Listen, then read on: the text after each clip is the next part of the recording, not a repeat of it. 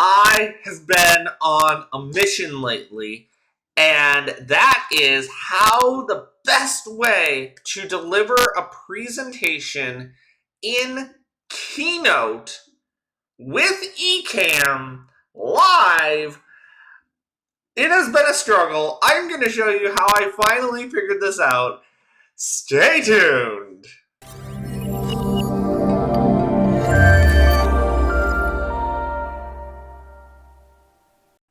Okay, so how do we go about giving a presentation utilizing a Pip inside of Ecamm Live and have it look super sharp and crystal clear to our viewer? Well, to do this, we are going to need a little bit of help from some free tools, and we will show you how to do it. So the first thing you need to know is that Ecamm Live does natively support screen share. But the issue with Ecamm Screen Share is even though you can select an application, it always kind of tries to keep your desktop in the background and it never fits perfectly, so you end up having to do entire screen and selecting a window, dragging it to the window and trying to make it fit your Pip. It's kind of a pain. So here is a much better option to doing that. Let's go ahead and jump in. The first thing I did was I found these guys, Ndi.tv. Link to this will be in the description below. 100% free. And I downloaded their Ndi Tools. You're going to scroll about halfway down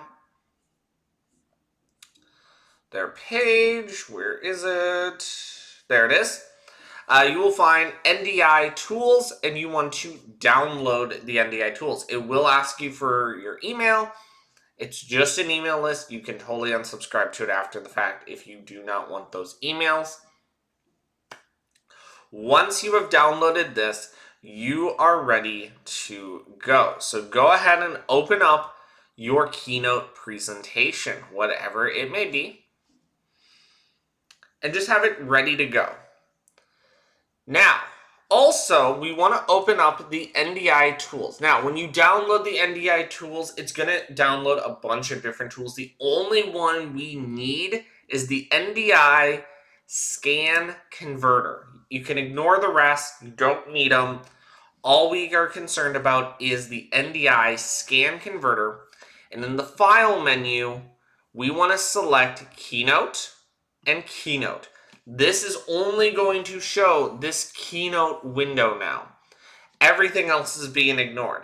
But what's cool about this is now Ecamm is going to see this as a camera. It's not going to be seen as a screen share, meaning that this entire window is being shared, but regardless of where it is on my screen, it's still going to be the same size and shape to the viewers watching live.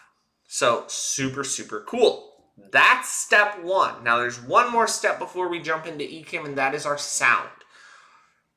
You guys know I am a huge fan of doing presentations in Zoom using the virtual camera. I've done a tutorial on this before, but I'm kind of incorporating that tutorial into this one as well because it is important to this presentation.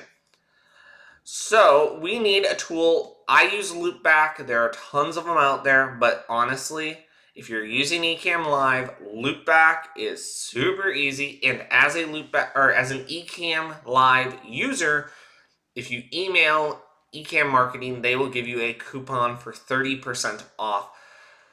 And you want to take advantage of this. It is a super good deal.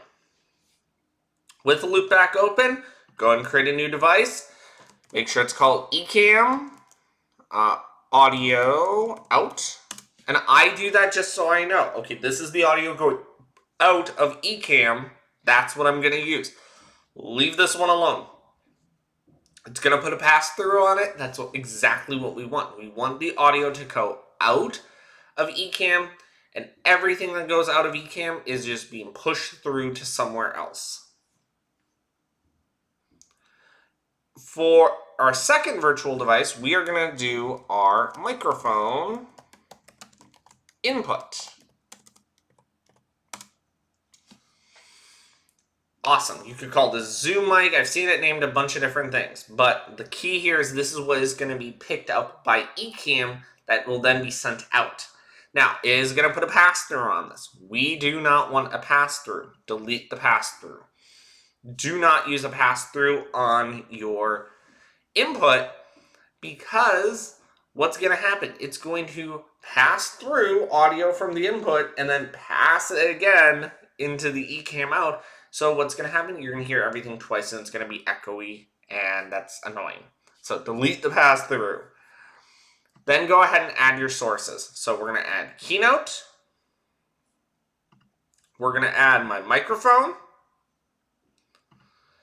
And we are also going to add any other applications we may need or want. In this case, I don't have any, but obviously you would just keep adding the applications as you see fit to your list of inputs. Now, the other one, I guess I do have one more. I need to add Zoom. Now, there's one more thing we need to do, and this throws me off all the time, and every time I forget to do it, I know I forget to do it because I can't hear things. You need to go into the options, and there's an option that says mute when capturing. We don't want that checked because then what's going to happen is Loopback is actually going to mute the audio coming from your speakers from that input if it's capturing that audio. We don't want that. We're going to be wearing headphones.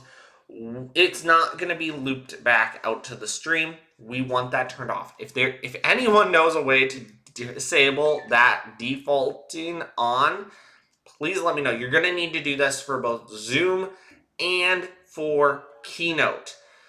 If you don't, it's going to mute it, and you're going to be like, why is there no sound? There was sound when I did this earlier. That's why. It's not being sent out because you're muting it in here, and you might not notice you're doing it, but yeah, you want to turn that off. That's it for Loopback. I am literally going to close Loopback. I don't need Loopback open anymore. I could actually, I'll do it right now. I am fully going to close Loopback. I don't need it open anymore. It's a set it once and forget it. Let's go to Ecamm Live. I still have Keynote open, by the way. It's right here and open, ready to go. I'm just going to bring up my Ecamm Live, and there I am in Ecamm. So let's go ahead and I'm just going to go to a new scene, and we are going to call this Keynote Presentation. Awesome. Always name your scenes. Always, always, always name your scenes.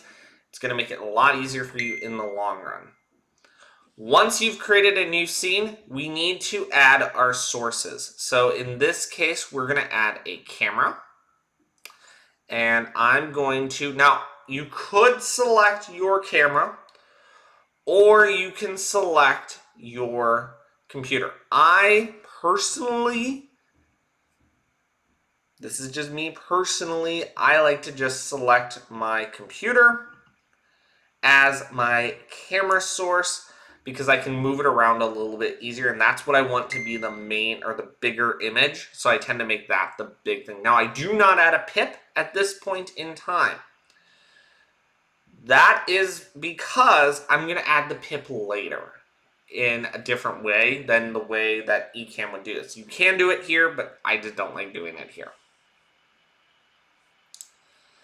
Okay, here we go.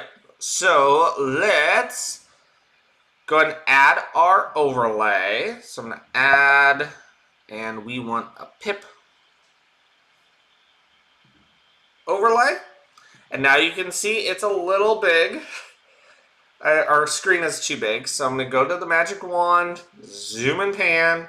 I'm going to zoom out.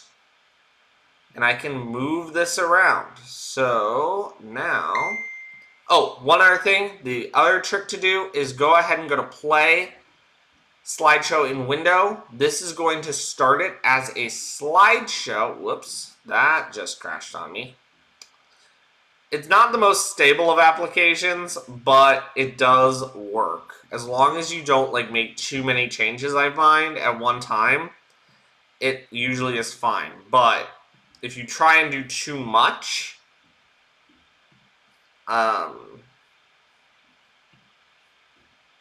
it will get messed up on you. So,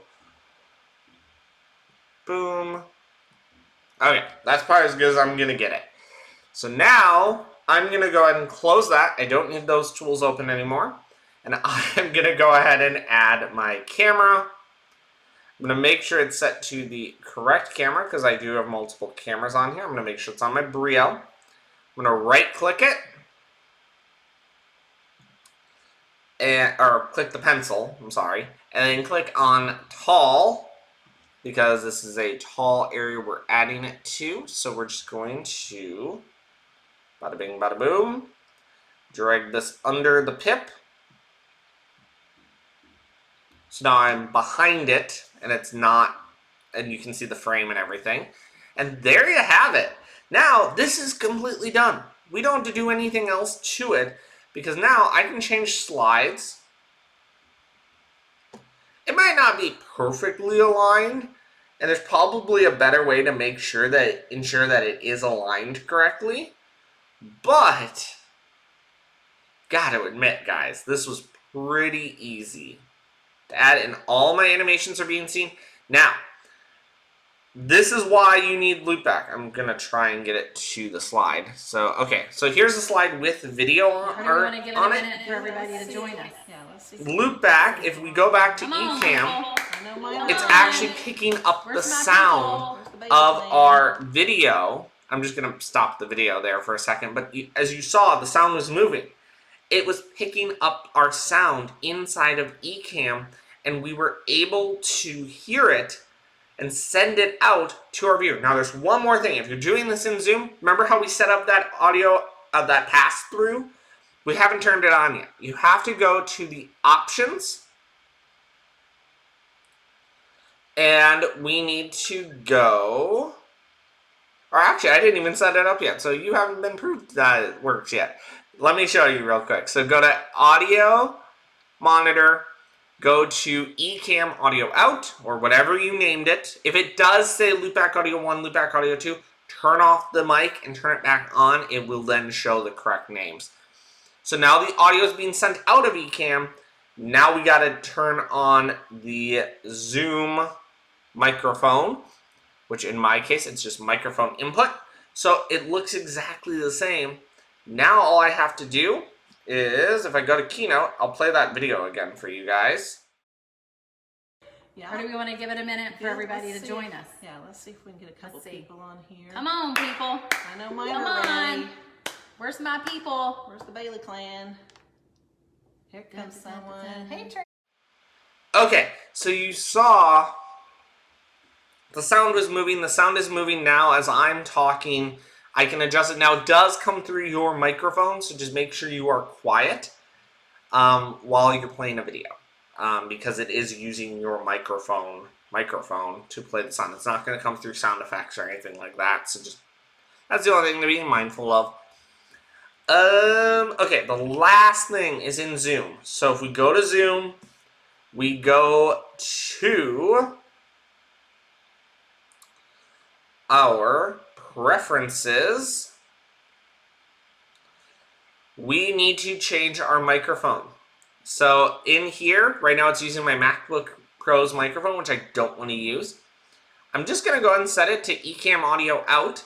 This is now going to hear everything coming in Ecamm, out of Ecamm. So everything that's played in Ecamm, if I play a sound effect, if I go to my countdown timer, it will start playing.